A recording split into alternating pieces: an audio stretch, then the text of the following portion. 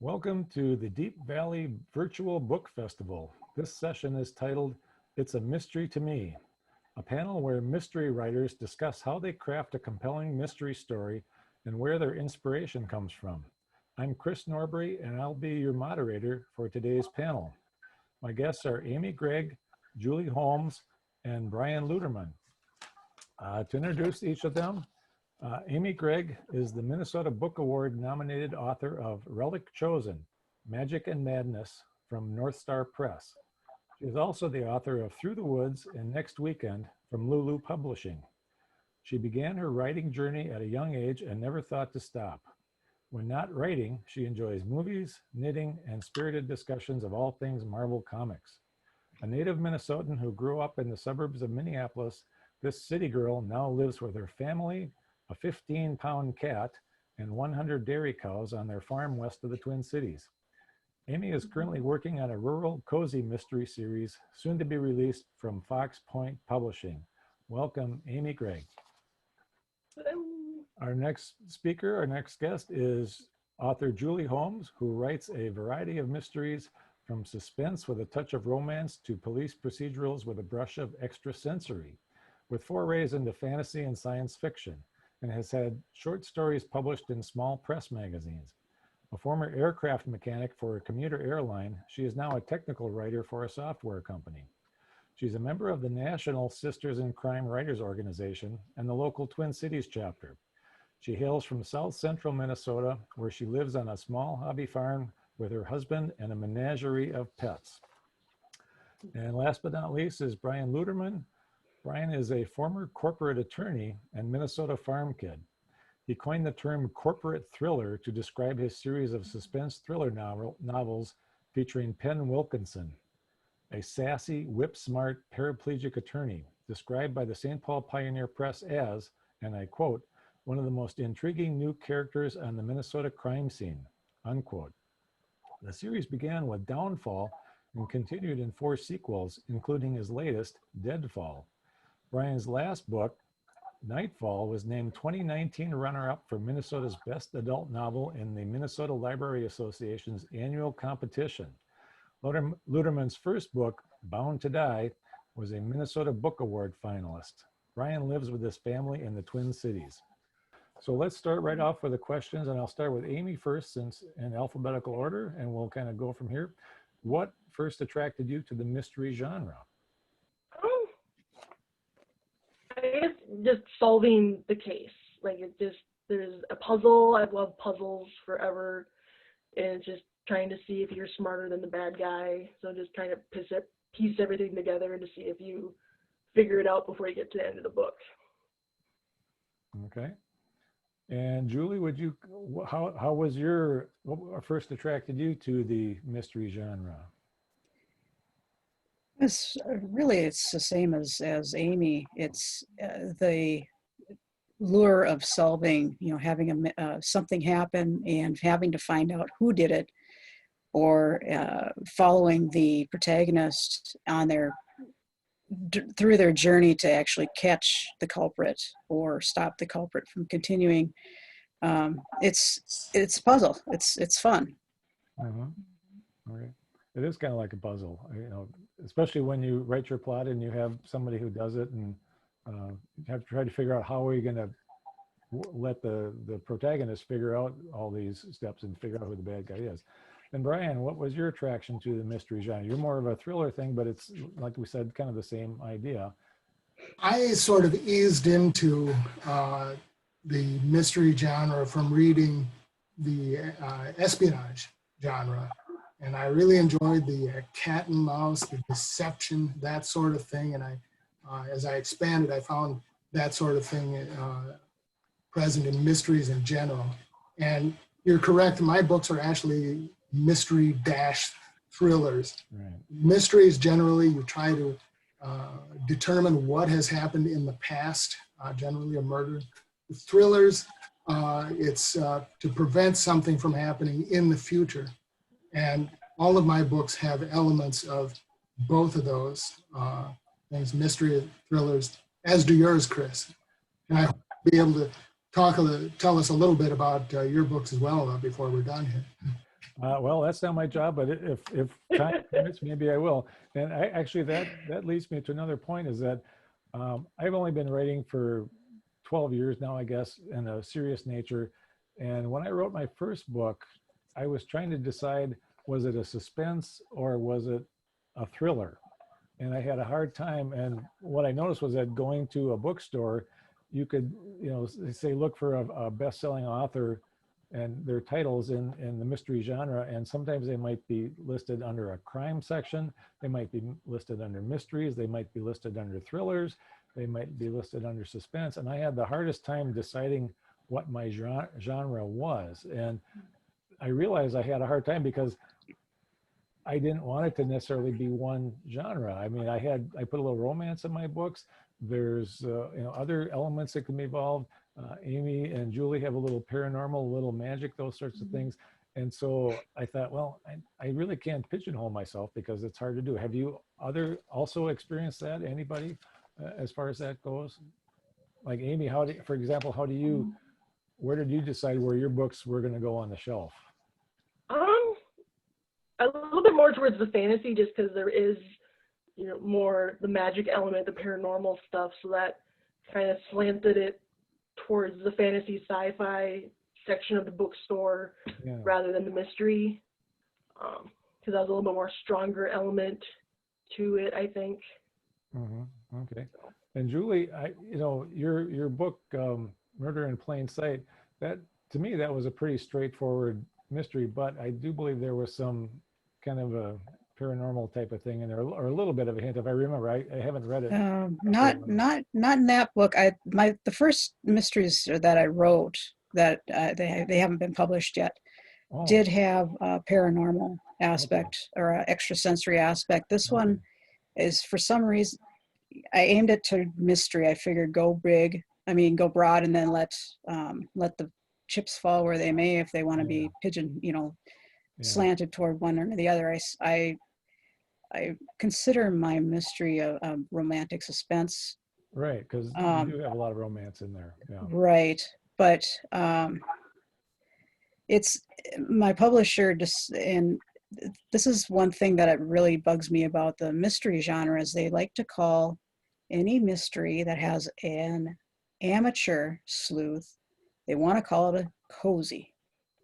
And they consider Agatha Christie as cozy mysteries. And it's like, well, no, cozy mystery is the knitting club, or the book club or the fudge shop.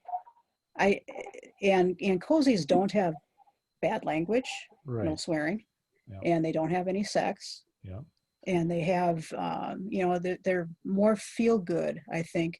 I consider my book a traditional mystery. I consider Agatha Christie traditional mysteries, but for some reason they want to file everything in a particular place. Yeah. So, I had the same exact experience.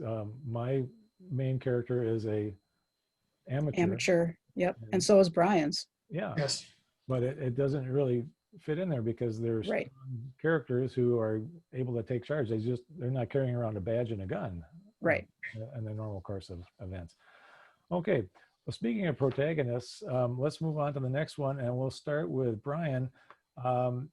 Describe the process you used to develop your protagonist, because Penn Wilkinson, like the Pioneer Press said, is a unique protagonist. And tell the viewers how you came about deciding on this is going to be my main character for now 5 books, I believe it is. Yeah, the Deadfall, my latest, is the 5th in the series. Right. I got the idea for a handicapped or disabled character from a book that I read back in the 90s by a guy named John Hockenberry, who was a radio reporter who wrote a memoir about functioning as a paraplegic, as a professional while in a wheelchair. And I thought that was an intriguing premise for mystery. And as far as Penn goes, it was kind of she basically just appeared in my head out of whole cloth, fully formed. which hardly ever happens, but in this case, it did. I didn't have to decide, well, I need a character who does this and who is a little bit that way and who's good at that. Nope, she just appeared and she is what she is and was what she was. And I, unlike any other protagonist I've ever had, unlike pretty much any other character I ever had, who, you know, they have roles in the story, they have, which you have to accommodate by shaping your character to accommodate that, to play off of other characters, to react to certain situations, and I,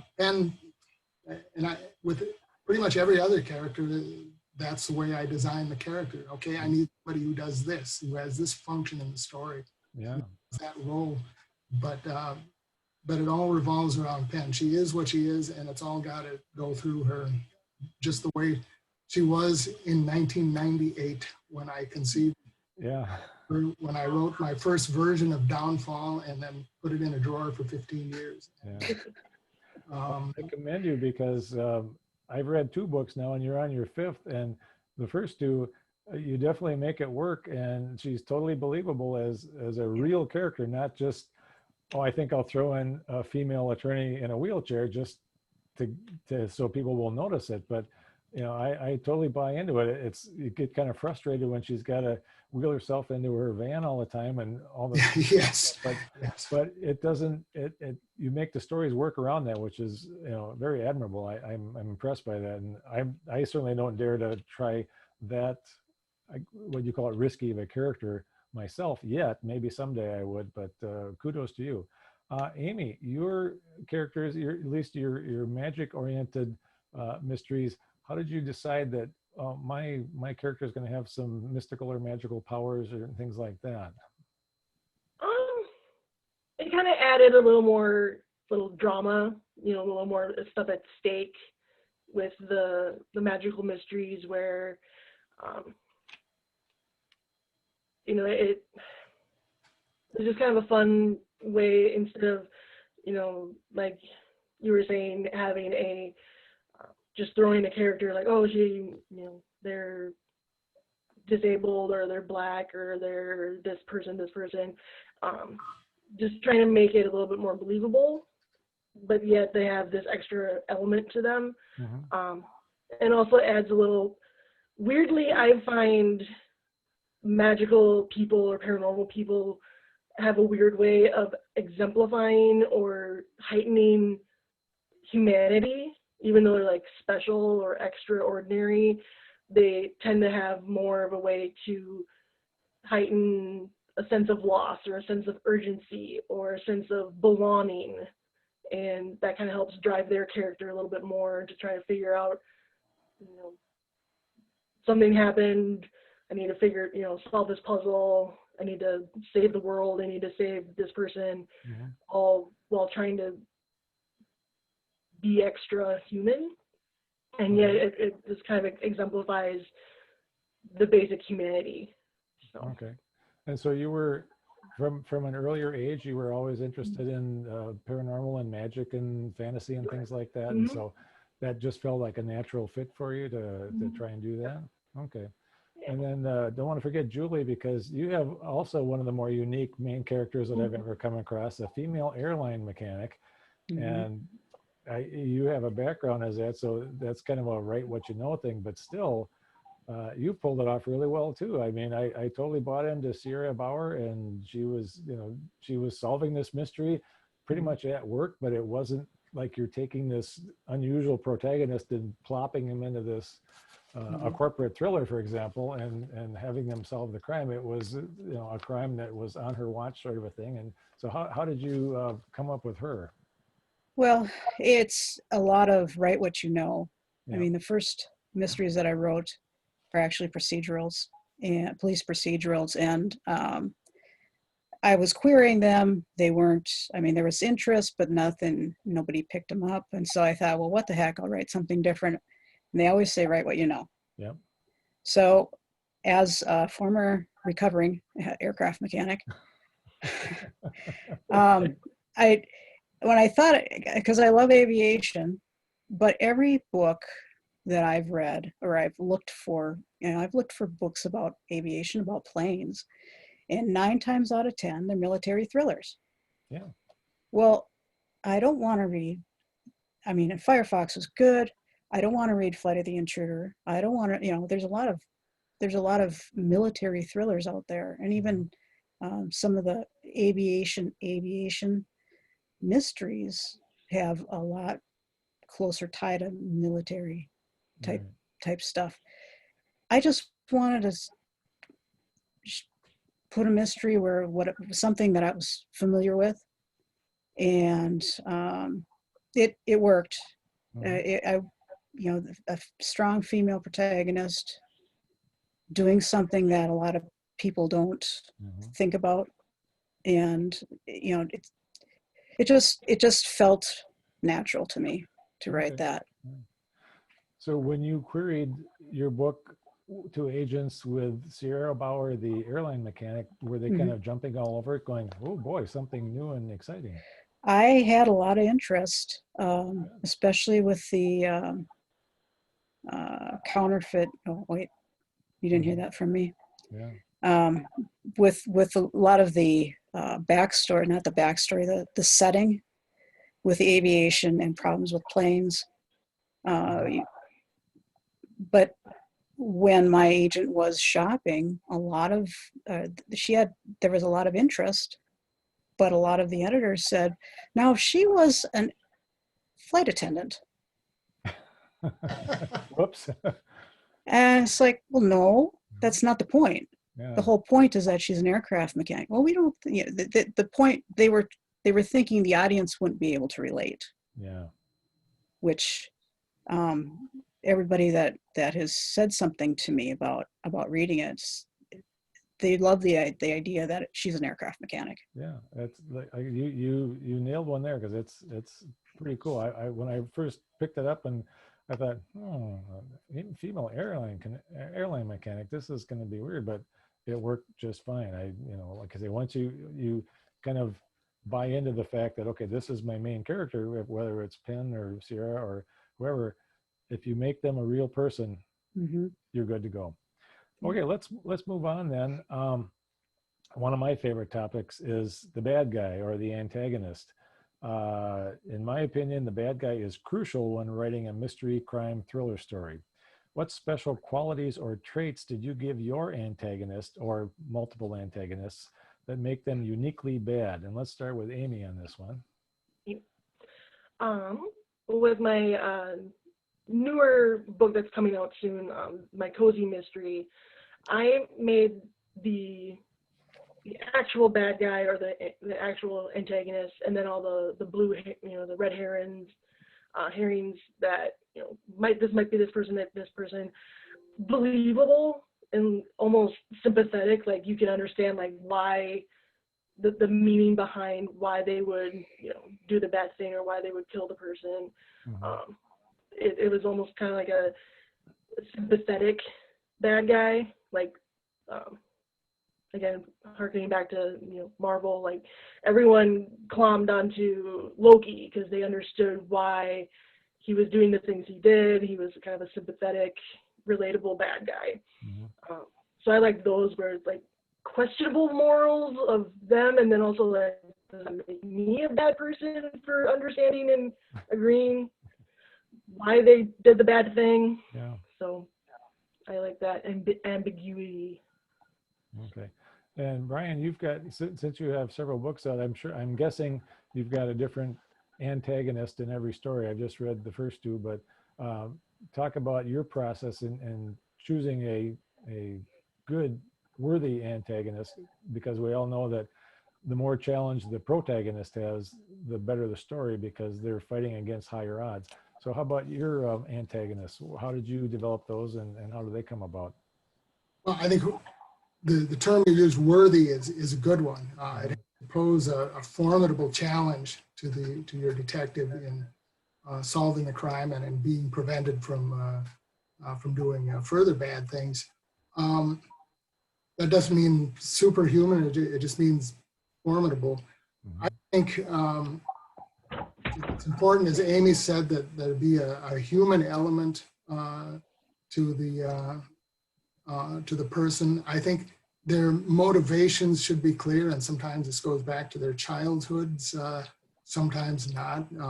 With my last book, Nightfall, it did go back to his childhood. And also, as Amy pointed out, you don't always know who the bad guy is. So you've got to kind of develop sometimes multiple suspects, especially in my case where you also have a thriller element.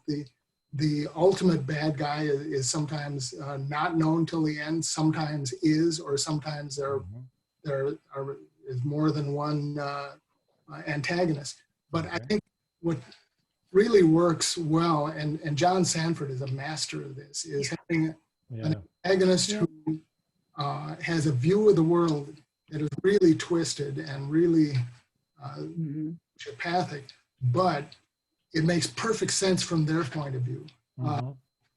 And so why does it make perfect sense from their point of view? That's when you have to get into their background and how they got to be who they are. Yeah. Okay, Julie, how about your bad guys, your antagonists? How do you imbue them with special traits or qualities that make them memorable and formidable enough for your protagonist to deal with?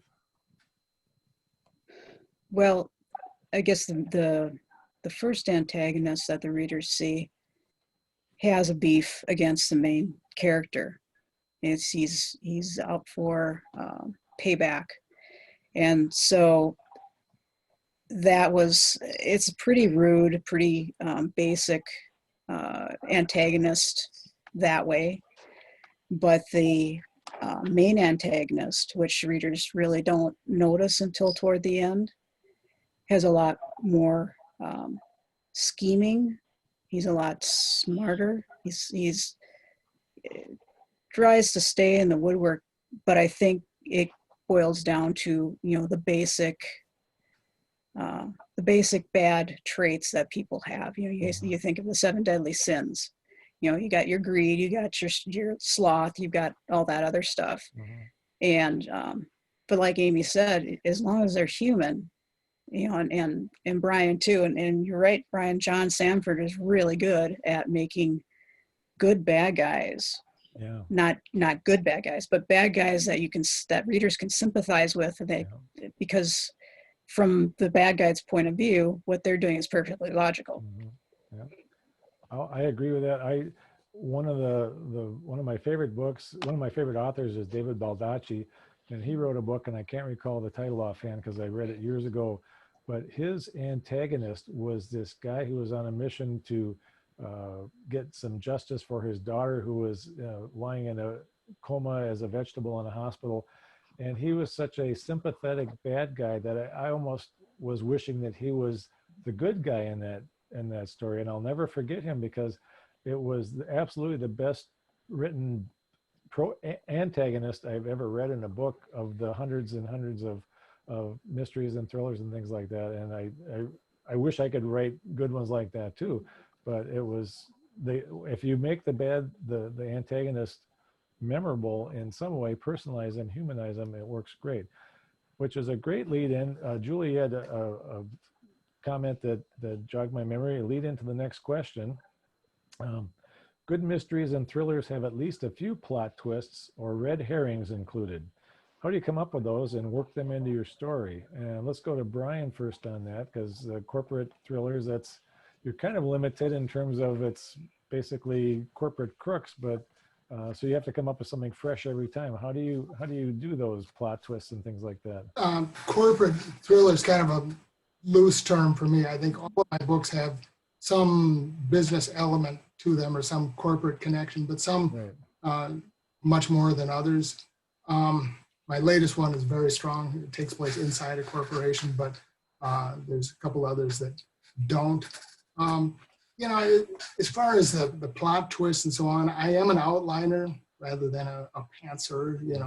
Sit in front of the blank screen and go page by page like Stephen King or Lee Child. But so I kind of know where I'm going, and that helps me kind of guide the reader in all the wrong directions with different things, I can just say, okay, here's where I have to end up. Well, how do I, what are some detours to take along the way? And and I don't worry quite as much about clues or, the reader's ability to solve the case. That's not a big expectation that they have when they read my Right. books, as opposed to a more traditional mystery, Right.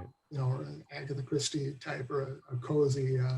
But I do have a mystery element, and I do feel a need to play fair with the readers, and so all of the red herrings and wrong paths and so on have to be organic to the story. I can't just stick them in there Okay. and not worry about cheating the reader.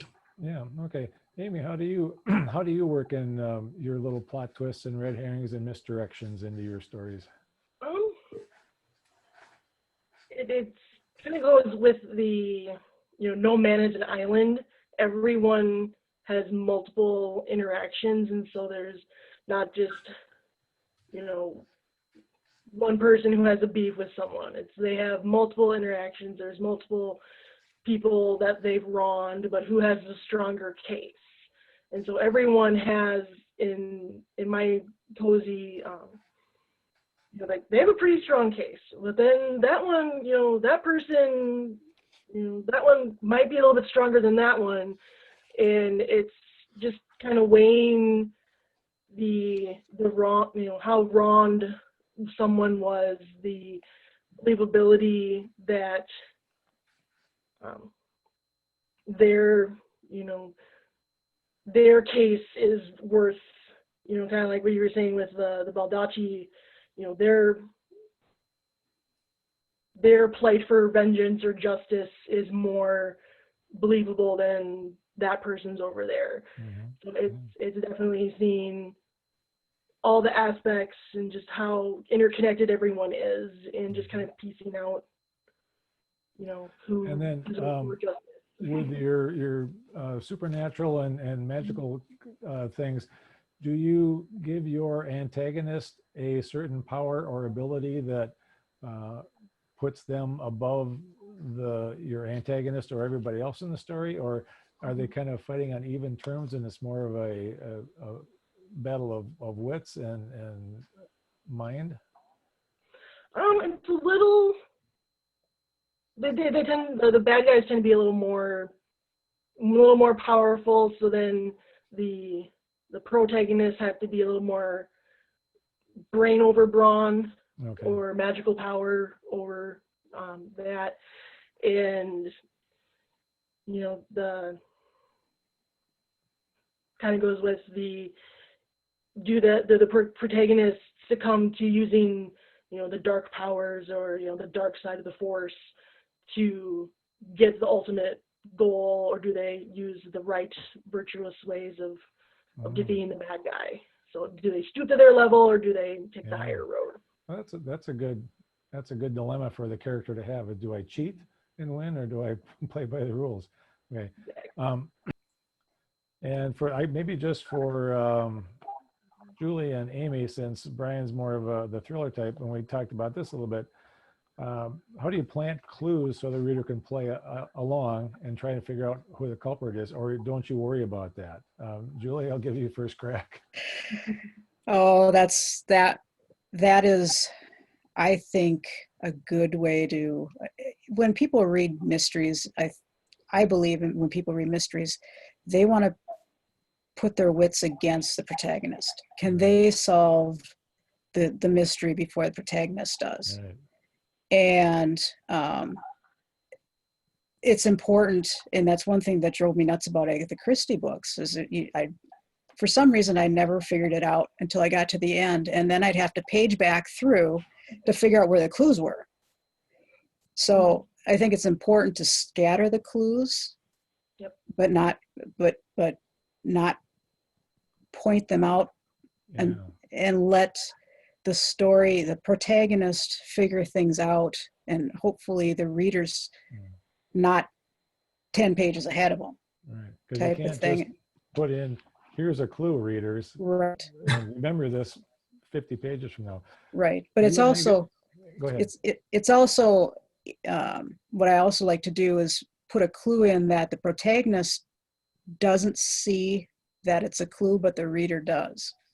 Oh, okay. So that encourages the reader to keep going. How long is it going to take for this guy to figure it out? Oh, because you know something the protagonist doesn't, and Right, okay, how are they going to figure it out? Yeah. right. You said you versus Agatha Christie. It was me and Sherlock Holmes. I just, for the life of me, I'd get to the end of a story, and I read, I don't know all of them, but a whole lot of those. And I go, how did he figure that Yep. out? I just, every time I finished a story, it was my mind. And was the worst one was, and then there were none. That's the worst one gone. because everybody on the island dies, That but one. Yeah, And it's like, really? yeah. I mean, it's. I think it's a matter of judgment, really. And I plant clues too, even though I do have a strong. Okay. But then I have this, I won't say argument, I have this discussion with my editors.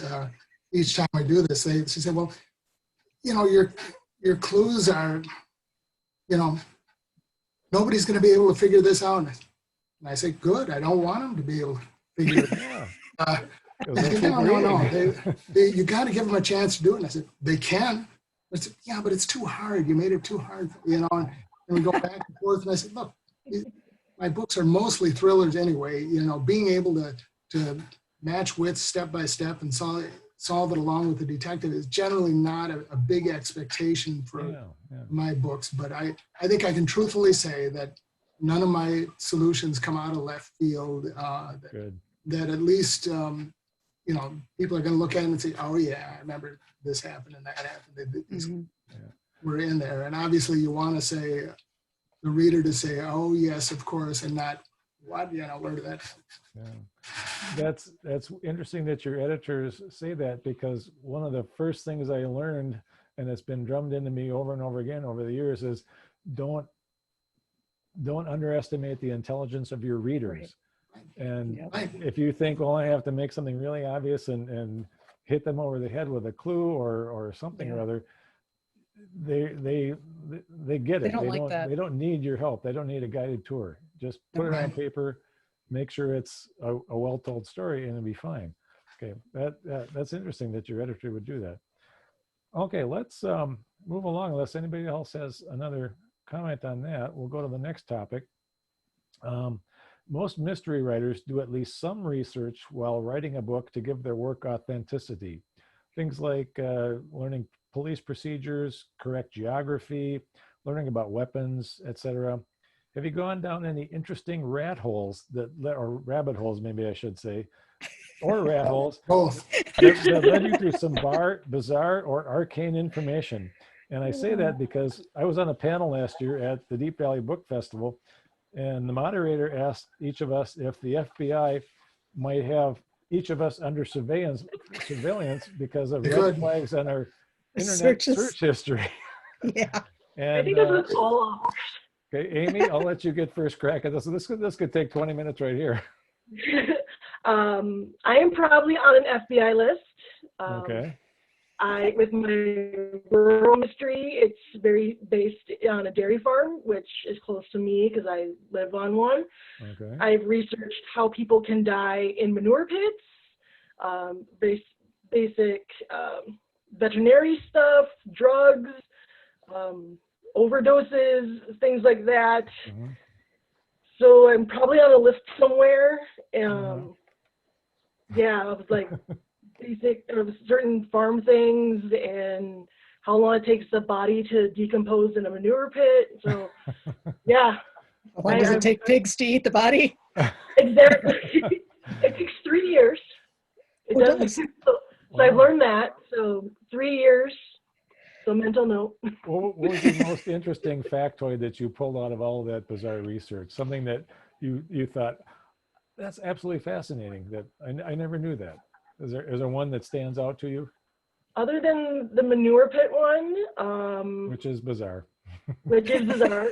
You think it would decompose faster, but it doesn't. Wow. See? So I find that highly interesting. exactly.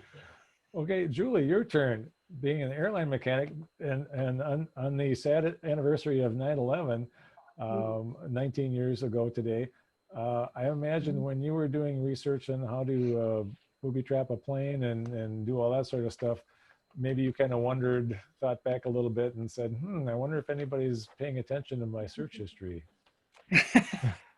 Well, not honestly, not for Murder in Plain Sight, because Okay. as a former aircraft mechanic, I had lived it. Right. You know, I never found a dead body on a plane. Yeah. Dead birds, yes. Dead body, no. But in fact, I've filed away a lot of places where somebody could hide a body on a plane. I was gonna say that, that would be a good thing to know. I know where those places are. So not just the overhead compartment. No, you'd be surprised. There's places that I've had to crawl into to fix things. So yeah. But for my police procedural, it was mostly regional research, since it's set in San Francisco. I've been to San Francisco, but things change. And so, I mean, we went to Fisherman's Wharf and one of the parks.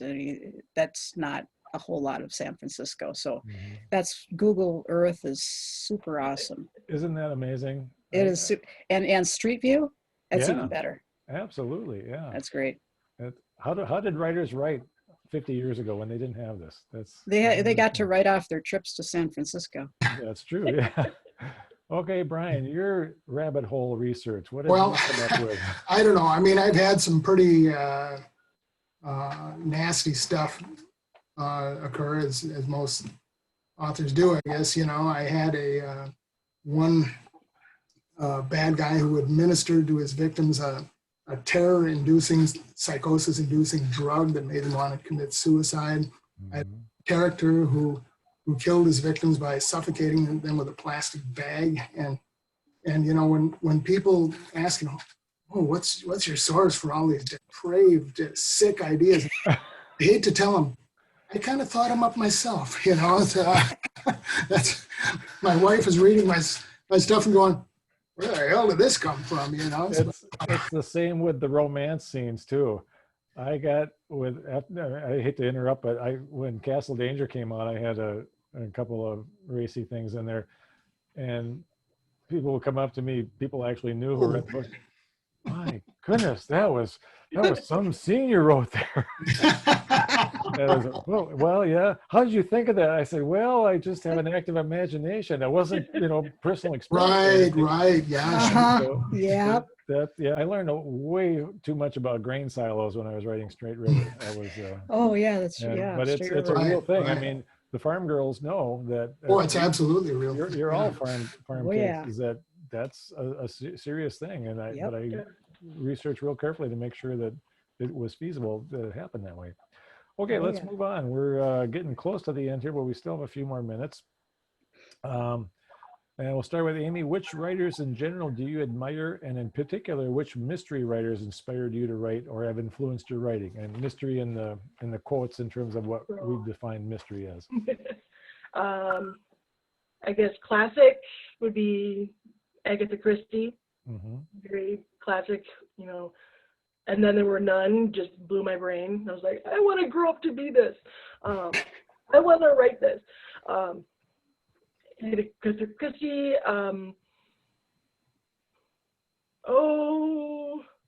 Vince Flynn, kind of a little bit more procedural, a little more government, but still kind of the cat and mouse game. And then there is definitely along the lines of the cozies. There's Allie Brandon. She writes a Black Cat bookshop mystery series that's very, just very cute, very, but still there's the pieces of, is that important or is that important? So it kind of helps keep things moving.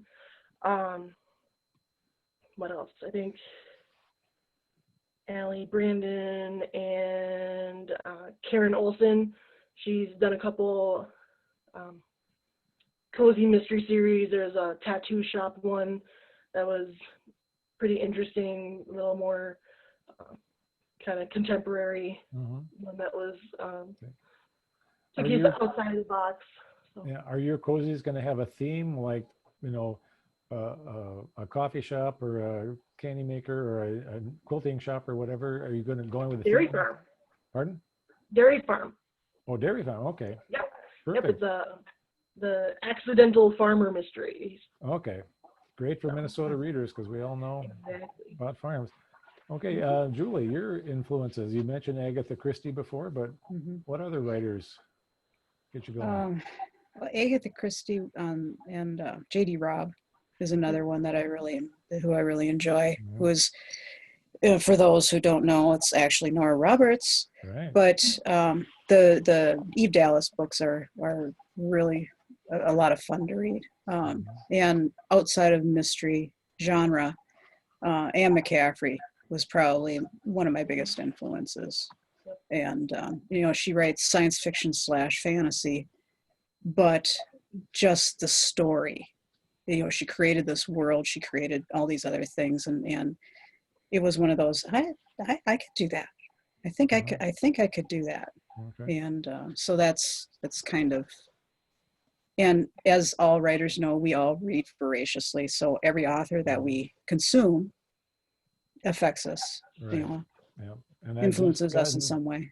You've just, you two already have given me 4 or 5 names I'm not familiar with, and I'm going to be looking them up and figuring out who are these people, and I better check them out. Hey, Brian, your writing influences and favorite mystery. Well, as I said, I started out with the espionage genre, so John le Carre and Len Deighton were big favorites of mine. As I got into and then there's a Minnesota guy named Thomas Gifford, who some people have heard of. You have to be of a certain age, I think. Okay. He wrote thrillers, and he had more of a colloquial style of writing, and I thought he did an excellent job. As I move more into the crime genre, I think maybe the leading writer who comes closest to my style and sensibility and pace and everything else would be David Baldacci. Right. Yeah. Your admiration for him. Yeah. And as far as sheer storytelling, I think Michael Connelly and John Sanford would be probably my stalwarts in the crime genre. Yeah. And I don't like Michael Connelly's writing style very much. I think it's aimed at too low a level. It doesn't honor the intelligence of the reader very. But he's a brilliant storyteller, and I enjoy reading his books. And John Sanford, I think, is a better stylist and as well as a great storyteller, especially as we've discussed it with antagonists. Nobody does it better. Yeah, so true. Yeah, and that's a great thing. There's so many great authors that we find individually, and that we come together and we realize, so these are the better ones and all that, and come down to it. So yeah, lots of things for the viewers to check out, all these new authors, but especially our 3 panelists. We're going to wrap it up here with just I'll give you each a minute or so to tell everybody what you're currently working on and where are you in the writing publishing process. If you've got some appearances coming up, anything. I mean, it's pretty hard, but we've got this as a virtual thing. So Amy, we'll start with you. Give us your sales pitch. Okay. As I mentioned before, I'm doing more of a cozy mystery this time around. It's called Farmed and Dangerous. It is Minnesota-based rural dairy farm cozy mystery. It will be published 2021 from Fox Point Publishing, as mentioned before. Still not quite there yet. Again, probably mid to late 2021. Okay. So it's coming soon.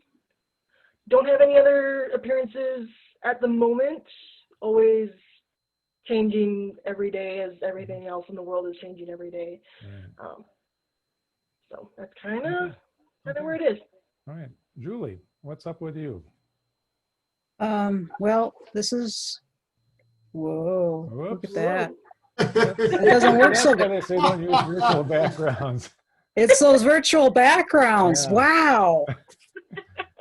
Anyway, Right, I'm working on I'm working on the second of the, Does this work? oh, there. Hey, look, that's go. I had it awesome. handy Where'd you get just that in book? case. Doesn't quite fit on the screen, but that's That's Julie's great. book. Thank you, Chris. Brian, I have Um, one of yours too if you need it. I'm working on the second Sierra Bauer mystery. I'm Okay. revisiting the police procedural that I have written. I need to do some adjustments to that, and then I want to Okay. get that kicked out the door. And then my next project after that will be a rural Minnesota mystery. Okay, great. So And that's Brian, I know you just have a brand new release. It just launched the old Yep. fall here, and so I'm doing what I can as far as getting the word out on that. So I appreciate the folks at Deep Valley Festival doing Absolutely. event for us. But this morning I did an interview for cable access TV. So welcome to Wayne's World, But otherwise, I hopefully when the bookstores open up again, we'll all be able to get out. Yeah. and I'll be. Oh, sorry. Go ahead. I'll be doing a live panel tomorrow on Sunday. Yes. There's I will yeah be too, I there's think. yeah there's a live panel tomorrow Right. afternoon. So the Well, we should also mention the anthology that the Sisters organization here right. Yep. has put out. It's called Minnesota Not So Nice, and that'll be releasing on September 22nd. There'll be a virtual release through Once Upon a Crime. You can Yep. look that up on their Yep. website for details. And I do have a story on one of the authors' Great. anthology. Yay. There will be another Ken Wilkinson novel, the sixth. I have an entire first draft written. I don't know if that is the next thing I will put out. Okay. I am also in the early stages of a standalone, a non-pen book, and so I'm not sure what will come out next, but it'll probably be early to mid 2022. Okay. Well, unfortunately, that's all the time we have for today. That flew by for me. I don't know about you guys. I'd like to thank my guests, Amy Gregg, Julie Holmes, and Brian Luderman. We hope you learned something about what makes a mystery writer tick and how they transform their story ideas into a compelling read. And a big thanks to Julie Schroeder, Kirsten Hall, and the other DVBF staff who worked so hard to keep this festival going despite the pandemic. Hopefully we can all meet in person next year in Mankato for the 2021 Deep Valley Book Festival. Stay tuned. The next panel on the schedule at 1 o'clock this afternoon is the art of illustration. Illustrators will speak about their work creating picture books or art that accompanies the written word.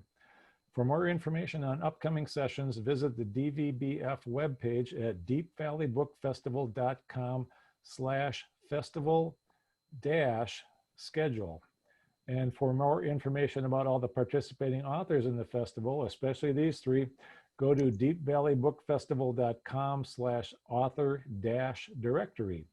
There you can check out the authors' books and where to buy them. As a reminder, many authors have set up special discounts and offers during the festival, so be sure to check those out too. Thank you for watching. Stay healthy and keep reading and supporting your favorite authors and bookstores.